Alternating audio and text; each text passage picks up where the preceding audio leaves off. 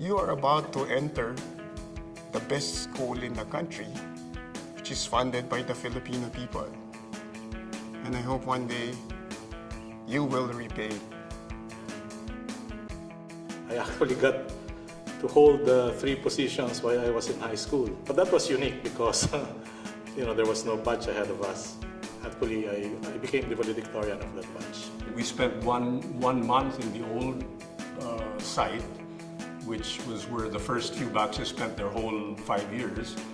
Then we had the opportunity to spend our first 2 years here at the new site, which was the old Marcos prefab. And then we were one of the first batches to occupy this building. Currently, I'm the director of the main campus director. I've been teaching here for almost 20 years. So it has become part of my family already. Besides part of my family, it's very second nature for me to really think about beside wherever I go. I was here when Ninoy Aquino was shot. No? I remember the day after when we went to school. It was so sad. It was so dark. Everybody was wearing black pins or black armband. I come from a batch, 1986, that came at the tail end of what is probably one of the most historically significant periods in our country's life. And that meant the downfall of a dictatorship and the reintroduction of democratic institutions in the country. Smoky Mountain na ako when I started here. From first year high school, that was the time that I was active sa Smoky Mountain. That was 1990. I was the student council president when I was in high school. But I was also part of Syndicatok. Yeah, I was a theater actor in high school. Syndicatok. I was performing here in this very place.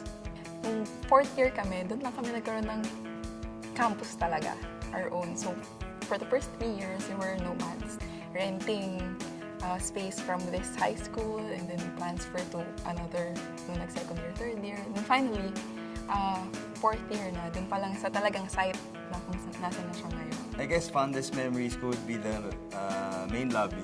Kasi doon yung tambayan ng barkada namin. Well, there's enough of the old school for us to feel at home. No? This main building was here.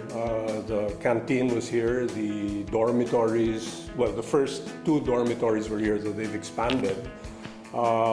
What got me a bit confused when I started coming back when my son entered was he kept on telling me, "Dad, pick us up at the front lobby," and the front lobby now is where the admin building is. We used to call that the back.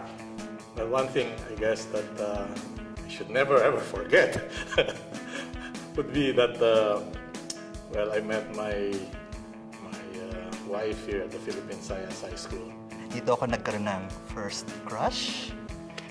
I think the sparks first flew when we had a trip to Matabungkay to collect some biology specimens. It's fun memories of high school for us. For the both of us. Pumunta ako ng National Bookstore. Bumili ako ng FIFA candy na may I love you. Tapos meron pa siyang heart-shaped na container na nalagyan ko pa na I love you. Can I say the name? No, I won't say the name.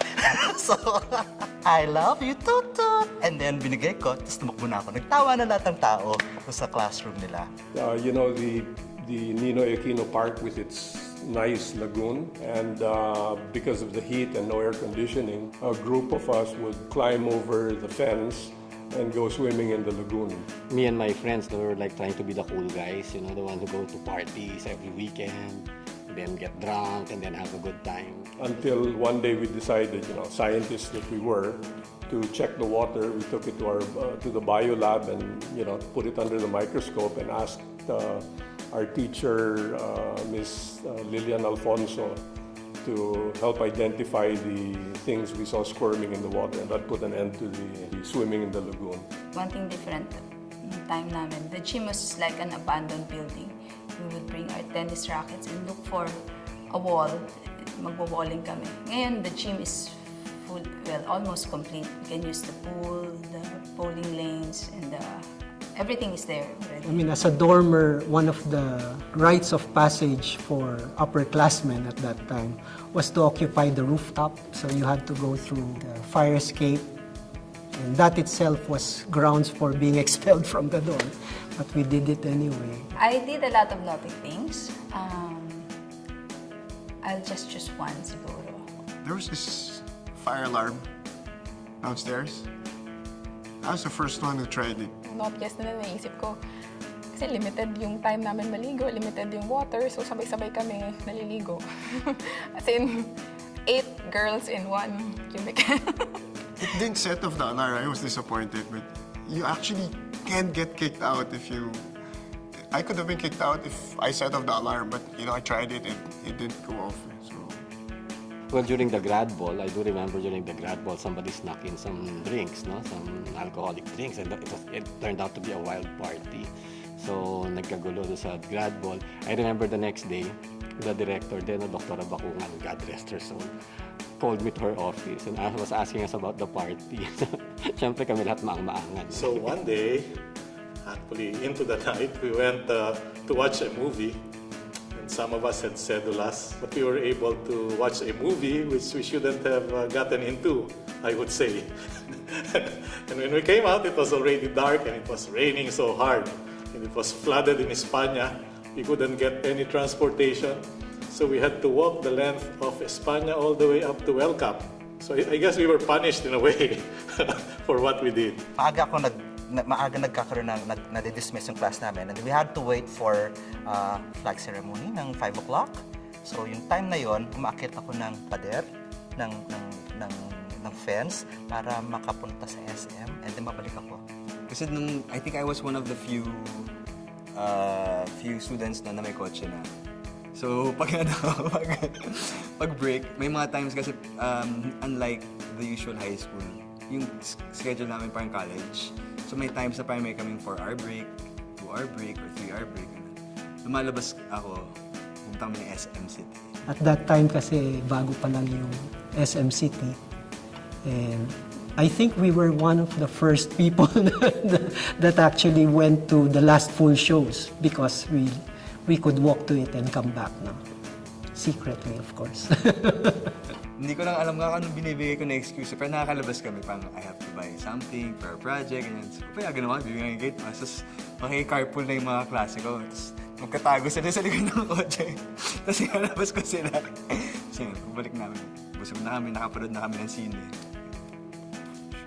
I believe when you're 12 years old, you can't tell what this intelligent kid is going to do, what this intelligent boy or girl is going to be later on. What you can only do is put in enough stuff and hope that later on this is going to be a good Filipino, going to be a good citizen.